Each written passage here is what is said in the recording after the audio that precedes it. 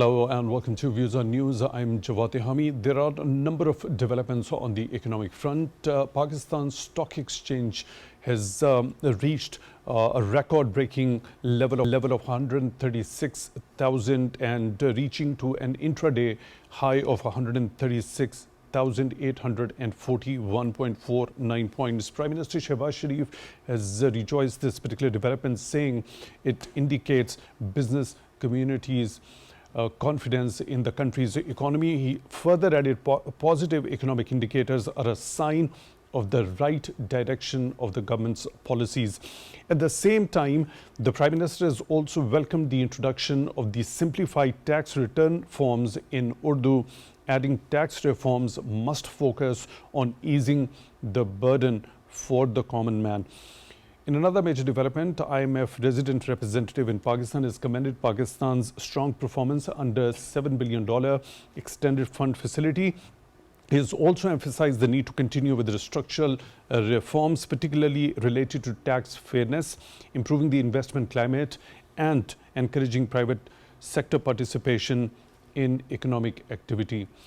To discuss all this, we are honored to be joined in the studio by Dr. Abdul Rashid. He is Director General at the International Institute of Islamic Economics at the International Islamic University, Islamabad. Dr. Abdul Rashid, thank you very much for your time, for being with us on the show tonight. Really appreciate that. Also in the studio, we are honored to be joined by Dr. Manzoor Ahmad, Member Prime Minister's Committee on the Implementation of Tariff Reforms, and also the former Ambassador to the World Trade Organization. Dr. Ahmad, thank you very much for your time. Also for being with us on the show tonight. Really appreciate that. Later on in the show, we'll be joined by another participant. As he joins in, I'll be introducing him as well. Dr. Abdul Rashid, let's begin with this particular performance at the Pakistan Stock Exchanges. How do you look at that? What are the contributing factors to this particular level it has reached, a record-breaking level of 136,000?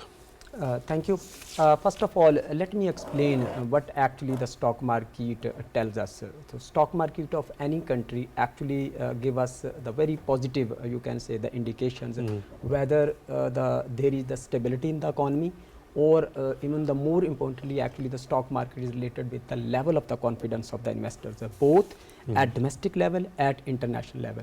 No doubt that if we will actually see the past, you can say the few month journey of the Pakistan, or the last year the performance, the Pakistan economy has entered into the second stage. Alhamdulillah, first stage which actually was related with the stabilization of the economy because of the good macro reforms and taking the tough decisions by the government. Now is the time we are getting the result of that, and we enter into the stabilization phase to the economic growth. The phase is there. So this actually, this budget and the indication, then the successful review of the, the IMF and their actually the satisfactions on our reforms. So this is the, you can say, the strong indications and showing the performance of the stock market, showing the trust of the both local investors as well as the international investors. Definitely the investors, they don't see past, they see the future, what is actually going to happen in the future, and especially related with economic activities. And this the performance of the stock market, and very persistent performance, very, you can say, the outstanding performance, telling us the trust of the investors and the businessmen on the the future prospect of Pakistan economy. So you're of the view that this particular phenomenon is indicative of those steps which were put in by the government for the stabilization of the country's economy now towards growth. We've seen this particular bullish trend in the Pakistan stock exchanges during that stabilization process also. Of course, this is the let me give you the some example. If we look at our current account deficit, definitely government of Pakistan now is the working on that, and they have worked and very successfully. There is the significant improvement is there. Worker and the foreign remittances, that is the significant increase is there, and this the debt servicing also, you can say, in the Pakistan has reduced because of the now the interest rate is less as compared to the past. This is another. Inflation has control in Pakistan is there. Government is actually looking very keen this time to create investment friendly environment. So this all actually is the result of that, because the investment, when the investment will come, the both, if we look at that, the Pakistan, the both the by the country to country level investment is coming in Pakistan, international very strong and the big corporations, they are showing the interest in Pakistan, and the businessmen, the common businessmen, that is the both in the Pakistan and the world, they are showing the interest is there. So this all actually is the indication of that the stock market is there.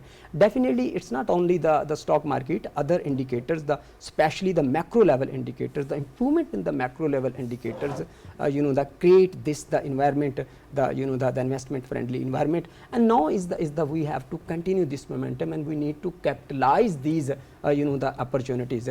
And this stock market, although in Pakistan, the country, all developing countries like Pakistan, the stock market is linked with the real economy is relatively weak as compared to developed the countries. But of course there is the indications in the positive trend, and this is the result of the positive trends in Pakistan. Right. Dr. Manzoor Ahmed, what's your understanding regarding as to this particular performance of Pakistan Stock Exchange? We've seen this particular bullish trend more so during the stabilization process as well, and during this particular phase, as Dr. Abdul Rashid has mentioned. What's your understanding? What are the major contributing factors to that?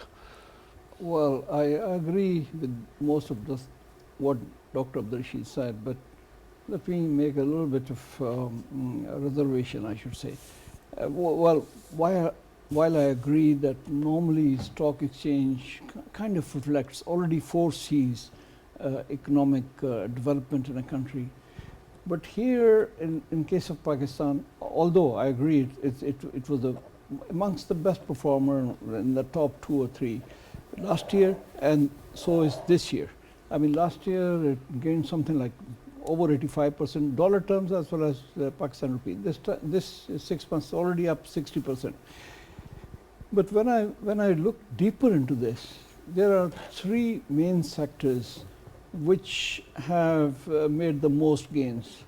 These are first banks, because the interest rate is still high, although it's come down from 22 to 11%, but still 11%. And banks and government borrows a lot of money from the banks. So the banks find it very easy to put the money in safe government securities and make that money. So about 95% of banks' money go there. They're not putting any money into small and medium enterprises or manufacturing other things. So government is a safe money they're making. About 40% of stocks are driven through this. The second biggest is fertilizer. Now, what happened in case of fertilizer? There are only 4 major who produce about 95%. And for the last 3 or 4 years, prices of fertilizer went up very high. So they make big profits. And the third is oil and gas. Oil and gas is somewhat different, that they did have some new discoveries. Maybe that's one reason. But the other big reason is that due to IMF pressure, government had to bring up the prices of oil and gas. They had to raise those prices to the market level. So that means that these our PSO and Mari gas and others, their prices went up so their profits were very high. So this, unfortunately, what I'm trying to explain is that overall impact of this stock exchange, I mean, I don't see any big increase in engineering industry, in any textile industry, any other. It's 80% due to this. Had it been, had the government's interest rate been lower, maybe the banks would have given some money out to investors or something else. And so what I'm trying to say is that it's not, the stock market is mostly limited to these 3 sectors, and it's not widespread. That's why our unemployment is still high and poverty rates are still high. I just wanted to make little proviso in there. Right, your point, I get your point. Now we are on to be joined by Dr. Khaqan Najeeb, former advisor at the Ministry of Finance, joining us on the video link. Dr. Khaqan Najeeb, thank you very much for your time, for being with us on the show tonight. Really appreciate that. How do you look at this particular performance of Pakistan stock exchanges? Dr. Manzoor Ahmed has mentioned the 3 basic sectors, from banking, the fertilizer and oil and gas, which taken the most out of it. How do you look at this particular performance overall, and what does it indicate about the overall health of country's economy? So, I mean, look at it this way. Pakistan's economy 18 months or so ago was on the verge of a very uncomfortable position where we had disengaged with the IMF. Our reserves had gone down under $4 billion. So the stock market had fallen to very, very uncomfortable levels. Um, from there, today, where we stand, where we have macro stability and IMF engagement, which seems to be going all right, um, we have a stable rupee, and probably inflation which has fallen more than the expectation of people in Pakistan. We have rate cuts. Which came down from 22% to 11%. So that kind of spurs confidence in more riskier assets, because the risk-free assets rate, if you go to a bank, has gone down. You have some foreign interest in key sectors, maybe mines and minerals, some kind of move forward in terms with Saudi Arabia and others that the government is trying to do. The corporate earnings have been better, and that is partly due to rising inflation over the last few years. So prices went high. So those industries did well, as you mentioned. And then there is a future hope that the government would, move on privatization, would move on energy sector reforms, would move on, deregulating the economy. I think that's the kind of atmosphere in which the stock market has re-rated itself from a price to earnings of around 3, which was, when the default talk was there, to a price to earnings of 6 to 7, which is traditionally where Pakistan's market has, kind of worked. Stock market is one of the indicators of how the economy has behaved. There is no doubt there's macro stability, but at the same time, we have to fundamentally remember that the reform path of Pakistan still needs far, far more quality and depth than where we are. If you see the recent report published by the Ministry of Finance on behalf of the government of Pakistan, it tells you the story of state-owned enterprises, 170, making a loss accumulated, the top 15, of $21 billion in the last 10 years. That's not a good story. Over the last even 6 months, we've seen the losses rise. We've seen that the industrial growth slow down in terms of 1.5% contraction. We have also seen in terms of the electricity demand go down. So, that's the overall economic depth that you need to work on. You've seen contraction on the agriculture side as well. So where you've seen macro stability, you've seen contraction on the industrial and both on the agriculture. So this tells you again the same story. You have a beautiful time and space. You have a hard won, status as a responsible nation after 10th of May. If today we don't use that status to do the work that really the economic reforms needed in the country, which can spur long term sustainable growth, then 2 years down the road, you'd still be staring at another IMF engagement, at another $20 billion that you need to pay.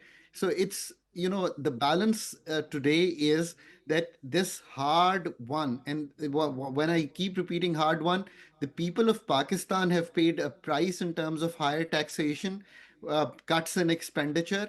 So it's not been easy for the salaried class. It's not been easy for the corporate sector. And on part of the government, which has been trying, to do various steps, um, governments are always doing something. There is more realization this time, the tariff reform in the budget, that's a good step. But still, I keep saying the depth and the quality of reform, and it shows up in your SOE report, which the government has published itself, telling you that you are. Your recommendations on this particular front, Dr. Khaqan, Najeeb, that was the point that I was going to come exactly on. The SOEs, those particular state-owned enterprises that you have just mentioned going into losses. There has been a particular focus as far as the current authorities in Pakistan are concerned. They've been very much focused on addressing this particular challenge. Your quick recommendations regarding how to address it. So, Jawad, this is something truly close to my heart. This report that you see today, I started writing this report at the Ministry of Finance in 2011. And the first report was published in 1314, and the losses were in 200 billion or something, because I saw this data gap. And today, when I look at it, so it's very clear. Some of the organizations you need to think about, like NHA and railway, how do you want to handle them? These probably can't go into privatization, but the model of building infrastructure and having an 153 billion of loss on NHA in 6 months is not a sustainable model. So you need to think, how do you separate regulatory authority and how do you make commercial operations viable on NHA? Same with railway, you have to really think maybe a triple P, public private partnership model, the kind of work that we need to do, maybe wheeling, maybe tracks laying out. So you need to have a model there. On the energy sector, and I keep saying it's not a sector for reform. If you keep thinking of reform on the energy sector, we've seen 20 years of reform led by multilaterals, led by various organizations, and here we are. It needs what we call tanzeem in Urdu. It needs a complete overhaul. So there are four areas that you need to. You need a regulator, that's Pakistan Energy Regulator. You cannot have NEPRA and OGRA working separately. Again, it kicks in a distortion. And you need a professional management. It's not available in Pakistan. You need to get someone from the outside who can do that. On the second one, you need a Pakistan Energy Ministry. I keep repeating this all over the world, and I work in Australia, I've worked in Australia. There is one energy ministry so that it can think like the energy needs of a country. One molecule is the same, whether I deliver electricity at your house, gas at your house, or whatever. So you need to have a professional, synergistic energy ministry. That's number two. Number three, on the energy side, is the fact that operations of the energy sector have remained with the government. The discos, the SUI companies, the petroleum companies. And I know the petroleum companies have made profit, but if you look at their return on equity, it can be far higher than where you stand. So, number three, how do you actually move in bringing commercially oriented private sector in this, both domestic and international experience? And number four, on the NTDC side, that's a tricky one to handle. You have to really, I know they're trying to break it up in two companies. We've done this experiment a number of times. You have to really think through the model, because carrying capacity of the energy from south to north is really prohibited by the kind of NTDC framework we have. So, this is the kind of framework. It will not work if you just privatize. We've done K Electric, but still we have issues. Tariff differential subsidies. We try to have the same tariff in the country. Why do you want to have the same tariff? Let the discos compete for tariff. Even within the government sector, you can do a lot. The government or the authorities are trying to change boards. Jawad, in 2008, when I came into the government, I did exactly the same thing, because we weren't moving on privatization. So I said, change the boards, get CEOs. We are unable to get a C-suite right. So incentivize the discos even within the government and let them compete. So let me finish this thought. People say in China, SOEs run very well. They run very well because the Chinese experiences that they let them compete. And if you fail, they let them fail. Here we have 2.2 trillion of government support in terms of the guarantees we give them. 600 billion rupees in terms of guarantees, loans, injections in the past 6 months. We don't let them. Let's say I was to have a differentiated tariff within the country. So if LESCO or HESCO had higher or lower tariff, the people would get up and say, why does HESCO have a lower tariff and LESCO have a higher tariff? Then the government create incentives for having them compete. I think this is the kind of overall framework. And the next couple of years, try to build up a privatization commission, which has the capability and capacity to not only overhaul them and take them to privatization. I really hope that the PIA privatization, third time in the last couple of years, goes through. The national aviation policy is a strong policy that comes through. There is improvement needed. So there is a huge asset base of all the entities. So I think 94 commercial and then about 67 subsidiaries. But there is a lot more that can be done to actually make them return on equity, return on investment, shareholder returns, efficiencies, service delivery. This mindset would never come when we have them in the government. Pakistan's two success.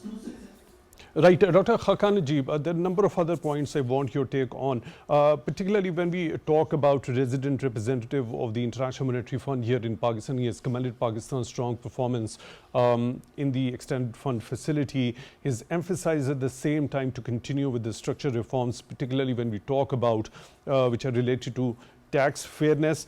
We've also seen Prime Minister Shehbaz Sharif has welcomed the introduction of the simplified tax forms in Urdu, also saying the tax reforms must focus on easing the burden of the common man. I want your understanding what sort of dimensions could be considered as far as bringing in the tax reforms, at the same time reducing the burden, at the same time having that very broadening of the tax base as well. How do you look at that? So Pakistan is in the 24th IMF engagement. And I always explain that that doesn't mean we've done 24 programs with the IMF. We have rarely completed a program. This program is doing well. This is the second long-term program I really hope we will complete. 13-16 was the one we went through. We went through comfortably. This program seems to be doing well. And that typically the economy is behaving as economies do when they engage with the IMF. That's what literature, that's what hundreds of studies tell us. Macro stability, inflation. I think we've lost the connection with Dr. Khaqan. You will try to reconnect with him. Dr. Abdul Rashid, going back to that very point that we were discussing already, do you want to add anything to this particular thing which Dr. Manzoor Ahmad has mentioned, the major sectors which have taken the most out of this particular performance of the stock exchange, banks owing to the higher interest rate and the fertilizer and oil and gas, when the oil prices were raised as to adjust to the international market prices? Thank you. Now, when we see actually, in depth, the stock market, what is the stock market and what are the different indicators? Trading volume, or what is actually, this is the index based on the prices. This is only one indicator. We have to see the other indicators as well. Number one, whether the number of the registered companies is increasing over the time or not. This is very important, the indicator. Second, how much and how many companies they actually issue the equity in 1 year. So that is the other very important. Third, we have to see the distribution of the investment, whether there are the only few peoples, rich peoples, or you can say the the expert peoples, or some you can say the financial organization, they are involved in the stock market, or the common, the man are also engaged in the stock market. Unfortunately, when we see in Pakistan, the stock market base is very narrow. Number of the listed companies remain same, from several years in Pakistan. And second, the issue actually, the equity issuance, the culture of the equity issuance is very, very, you can say, the low in Pakistan. Pakistan actually, the organizations, if they want to do the investment, because the family structure is very strong and they have the enough capital if they want to invest, then the second option for them is debt. Theory suggests the debt, they should actually finance their asset debt, but they also actually suggest the equity market. And if the stock market performance is really good and going, so they should raise the capital through the equity, initial public offering or seasoned equity they have there. Then is the base. Yes, I agree with the Dr. Saab. There are only few sectors in Pakistan, they always perform well, and the top of the list is unfortunately the banking sector in Pakistan. If you see even the top or the large corporation in Pakistan, so the bank and the real estate, they come unfortunately at the top. So this is actually you can say the reality, and the reason is we are unable to the diversified our industrial base. So this is the one of the, even in the growth, whenever we actually at the macro level we calculate the growth, only few sectors they positively the contributed there. So what is the need actually? What I early said, the volume or is increasing, trading is there, stock prices are there. So this is the one indicator, and of course give the positive signal for the about the future prospect of the economy. And definitely this is the result of our macroeconomic stability. So this is the first phase of our economy we have completed. I agree there are still a lot of the problem. Interest rate actually the 22% to we have cut down the 11%. Further is expected. It's been if the really we want to support the growth target in this year that we set in the federal budget and we want to achieve, we need to do a lot of the things is there, and one of them is there we need to actually create the investment friendly environment, and the cost of the doing business is very high in Pakistan. One factor is the borrowing cost. The government should reduce the further. This is there. Second, there is no doubt in the Pakistan always the government borrowing is the very huge is there. Unfortunately, we need to look at the reason. What is the reason? So the main reason in Pakistan why Pakistan government borrow from the domestic the sector, because they have the budget deficit. Now why they have the budget deficit? Because GDP to tax to GDP ratio is the very low in Pakistan, and that is the main actually you can say one of the cause. Of course, there are a lot of the others are there like the debt management and some others external balance are also creating the problem in Pakistan. But the tax to GDP ratio is very low in Pakistan, 9 to 10%. If we will calculate it there. Now, what is the reason behind that? This is the one of the things there. When the tax to GDP ratio is low, government have budget deficit, they have to borrow, and our banking system unfortunately designed like that. They love to invest in government securities, and the spread rate here, the difference between lending and borrowing rate is very high. This is the one reason. The banking sector they are earning a lot of the money in Pakistan. I'm not actually against. I'm saying, of course, for development and for sustainable development, we must need the very efficient financial system. Without efficient financial system, it is not possible. When I say the financial system and well-developed financial system, that's actually it means the system should be financial system should be efficient, financial inclusion would be more there, depth should be there, and stability should be there. We have to focus all these four, you can say, the dimensions of the financial system. We have to design like that. Our financial system should facilitate private investment, should facilitate small and the medium scale enterprises rather than to invest in there. But one of the major reason behind the why government borrow heavy the borrowing is the low tax to GDP ratio.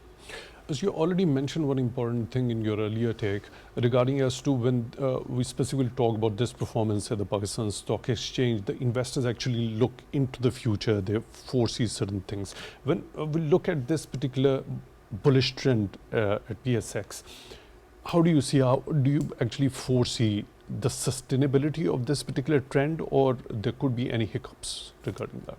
Of course, this sustainability depends on whether the government of Pakistan will continue these policies or not. And this is the macro performance we would be achieved in the future or not. What is as I said earlier, so there are the indicators at the macro level.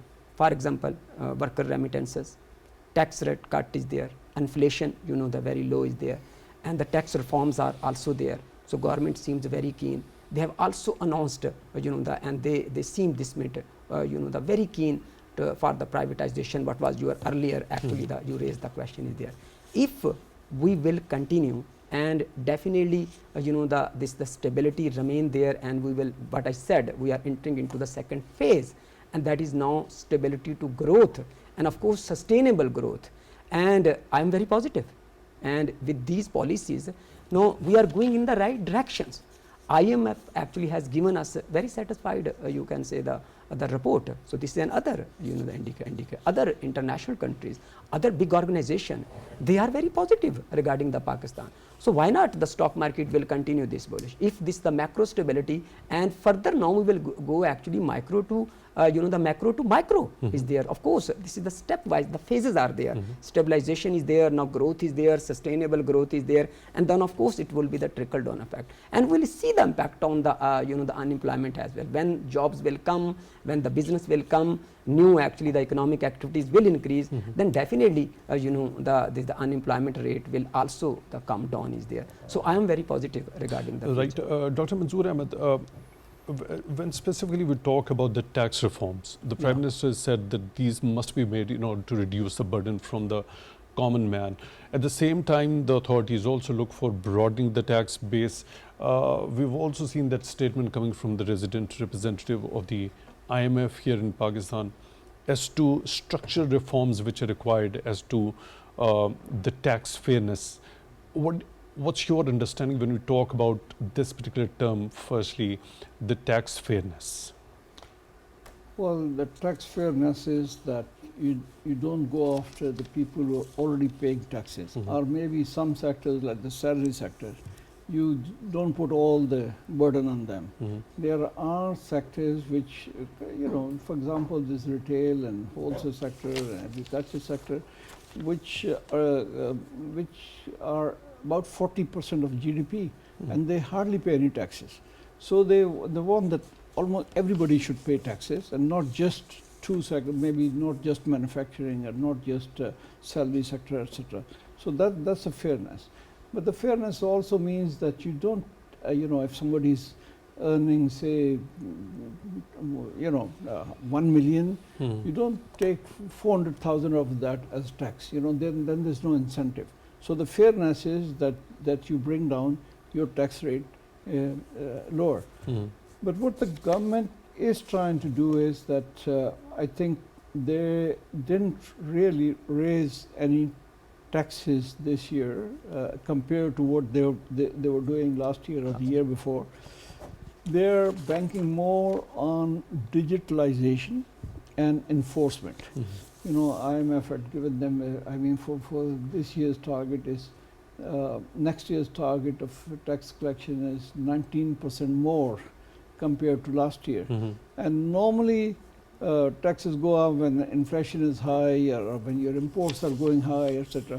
But this is not expected like that because inflation is likely to stay low. So they are mostly looking that if they are able to do more of this tracking and more digitalization, more linkage of this point of sale in supermarkets, etc., the more they're able to expand, they think that more and more people will come into that. And the other factor that you already mentioned, that they simplified the tax form, so that means that it will be much easier because anybody currently who looks at that form, they get scared. They don't want to fill it in, and so that will also bring some more people in the tax line. Well, that introduction of that simplified tax returns form in Urdu as well, that's going to be a huge step in that particular direction. But at the same time, Prime Minister has emphasized on launching an awareness campaign as how that even that simplified system or the tax return form could be utilized. So how important and crucial that particular awareness campaign at this particular point in time is, so that the people could do it by themselves? No, it's very important because the people for a long time, they've seen the previous form, where you had to fill in all kinds of information. It was extremely difficult. You have to have somebody, a tax expert, to do it for you. And now they've reduced all that. They've finished that, irrelevant information. If somebody doesn't need to fill in that, so they said, okay, it's just one pager.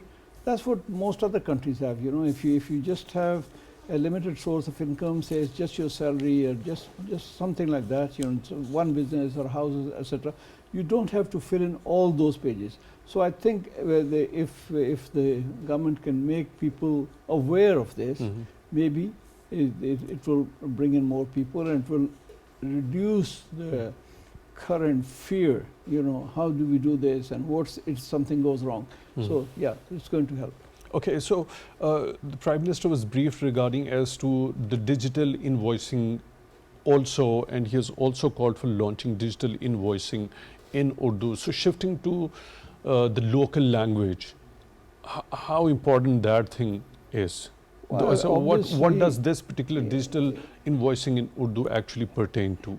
And how is it going to be helpful? If the people can understand what they're doing, but mostly in these invoicing, etc., it's figures. It's not too much of explanations, etc. It's just the figures.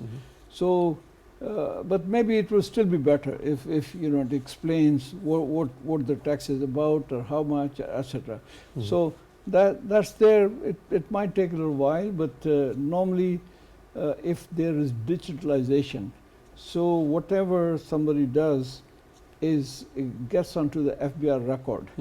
So the person will be aware that this information is already there, so they will not try to hide. Okay, here is one particular factor. When there are two major factors that you already mentioned, the digitalization and the enforcement. Yeah. So sticking to this particular part, digitalization, if there happens to be the simplification of the tax return form, is it going to be completely through online sources, through the internet? Yes, that's And for that, the internet access to even the far-flung areas has to be ensured. Am I correct on that? Yes, but you know, in all almost all major cities, which account for most of this tax, internet is available, and I think the plans are to make it available all through the country. Maybe there will be some far-off areas left, but you know, they contribute very little of that tax that thing. So overall, I think internet has not. What about agriculture and rural economy? Oh, agriculture for the time being is out of that. You see, they are not really there. That's more or less for the provincial governments, because in agriculture income tax, you know, and taxation in the constitution is for the provinces.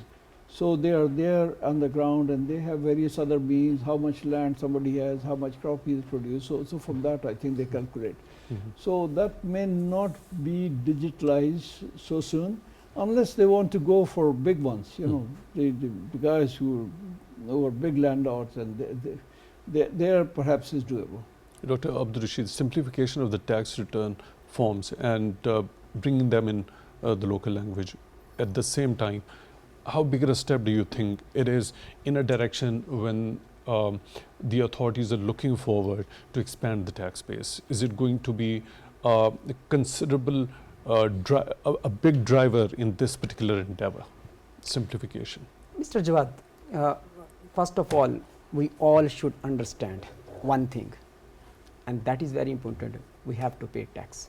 If we, you know, under the, you know, the one that bracket is there. This is the clear. Without this, there is no way we can solve at least, you know, the macroeconomic issues. Now, what are the reasons? I will come to your question. A very important question you have raised that, but I want to link with. If we see what are our issues with the, you know, the FBR. Number one, large informal economy. The large size of the informal economy, you can say it means the cash base, and the we in Pakistani love to do business based on the cash, and we avoid the banking, you know, the transaction. Number one, that. Second, very weak enforcement, especially in some sectors. You already mentioned, agriculture is there, real estate is there, retailers are there. So that is the, you know, the second big issues. Third, which our tax system actually face, the political and social resistance, you can say, to the documentation.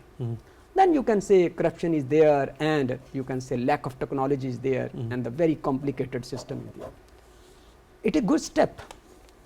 This is the local language, and to actually not only to easy to fill that, to win the trust of the people. I say this is a very good step. But just actually translating the form one language to another language, whether really it will solve the issue, I don't think so. If the system is complicated and the lack of trust is there, so government should work on that. Two things are being done in tandem with each other. The simplification of the tax reforms, also bringing that one in the local language. Yes, so of course. From that very complexity, it is being simplified now. Yes. So isn't it going to add to that very value, the intention of which the government has to broaden the tax base? Yes, I said it is very good step, but there is the one step. This is the one step. Even you can say the system in the, you know, the people who understand the English, even that form is very complicated. So like the Dr. Manzoor said, so the one pager, and that is the across the world. So the trust, you know, the government should win the trust of the people is there. So this the model will actually work the both way, the tax system. Trust is there, writ is there, enforcement is there, and definitely the people should the more and more contribute into the tax system by, you can say, that themselves. They without is there. So this the work in the both way system. The government, federal government especially, they are trying, but of course there is the need to do lot of the things the more there. actually the problem in Pakistan, common man, businessmen, retailers, the people who are working the real estate, nobody want to pay the tax. Just actually this is there, only the salaried class. But if you will ask them, even they don't want to. This is the one of the is there. So the government, why not government actually link that? The digital, the invoicing is one of the very excellent step is there. There can be the problem as you ask the internet, and the other problem is there. Not only internet required, some actually the infrastructure also required there. We don't have at that. If we have the quality of the infrastructure is the poor. Even in the some private and the public institution, the quality of the infrastructure is not up to the standard we can implement. But there are the several steps. Why not we will link this everything with the CNIC? So we have to shoot the link with that. The person is there. Why not actually we link the major transaction with the tax system? Like you can say the property purchase, car purchase and others. So there are the several way actually we need to implement it. There are a number of steps which have already been taken on that particular front, linking with the identity, national identity card number, and getting to know what exactly is the tax that is coming from a certain individual. Dr. Manzoor Ahmad, are there any steps which have already been taken on that particular front? Well, yes. I mean, that's one reason that last year there was a big jump in terms of tax collection, in terms of GDP. Previously I think it was 8.5. Last year it reached something like 10.25. There was, this big jump of 1.4% GDP. I think it's for the first time in 10 years. I think they collected something like over 760 billion additional taxes through this, all these linkages that you're referring. So to a large extent that's happened, and that's why. For example, this year, the IMF was it 25.9% increase for the fiscal year 2024? The over 760 billion was collected through enforcement. I mean, it was, you see, there are two or three things how you increase taxes. One is that because of inflation, etc., automatically increases. The other is this enforcement. And the third is that you raise the level of taxes, from 10% you make it 20%. So this year they are not raised any taxes, but still IMF wants the 2 trillion extra. But they IMF was made. I mean, they tried to convince IMF that last year we were able to raise the 760 billion extra through this effort. So we don't need to raise any more taxes, but we will be able to do this. And I think IMF was convinced that yes, government is on the right track. There are a number of sectors which have been mentioned by Dr. Abdul Rashid regarding as to weak enforcement in those, which pertains to agriculture, which you have already mentioned, real estate sector, then comes the retailers and wholesalers. And what sort of an enforcement mechanism would be befitting in order to get hold of these sectors to broaden the tax base in real terms? It's the progress is slow, but there is some progress. I think what the government has done this year, I don't remember all the figures, but they've said, okay, if you're not a filer, you have not filed your taxes, you can't buy property beyond a certain level. You can't buy a car of more than say 50 lakhs. You can't be doing this big business without being this. So you have to justify. If you want to buy a big building or something, a house or something, you have to justify where does this money come from. And I think by making their life difficult, not allowing them to indulge in business or buy these properties, etc., I think they make a difference. There was another sector which was briefed upon to the Prime Minister, artificial intelligence based assessment system. Yes. What's that? What exactly is that, and how does it operate? Now in everything, this artificial intelligence, it's a risk profiling. So artificial intelligence will use, if the three of us are sitting, it will look at our data, everything. Where is this guy working? How much salary he has? What he did? Did he buy a car? What did he do? Where else? Which clubs he belongs to? All those things. Put it together. And say, okay, focus on this person, Mr. Tehami, because he's spending a lot of money. So things like that.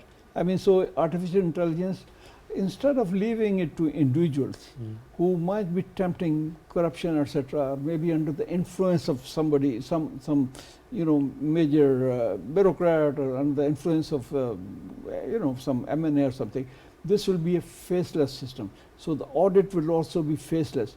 This is artificial intelligence determining who should be audited and what's likely to be his income, etc. And I think that will make a big difference. So, Dr. Abdul, the importance of the artificial intelligence assessment system, how do you look at that?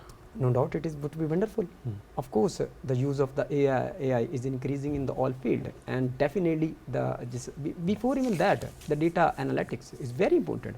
When we have the data, you can analyze, you can actually find where are the leakages, where are the problem, and to fix the problem, what are the effective solutions. And for that point of view, we need, even with third party we need, and AI is some sort of like third party. So based on that, if we have the well designed program and we give actually the all aspects and the, you can say, indicators there, and we tell them that this is the actually situation in Pakistan, of course we would be in the much better position to identify problems and actually the solutions, and definitely based on that the problems we can work and we can improve the overall efficiency and you can say the revenue connection and the FDI. Dr. Abdul Rashid, the Director General at the International Institute of Islamic Economics, International Islamic University, Islamabad. Thank you very much for being with us on the show tonight. Really appreciate that. Dr. Manzoor Ahmad, member of the Prime Minister's Committee on the Implementation of Tariff Reforms and former ambassador to the World Trade Organization. Thank you very much for your time also for being with us on the show tonight. Really appreciate that. With that, we come to the end of today's episode. Till the next one, take good care of yourselves.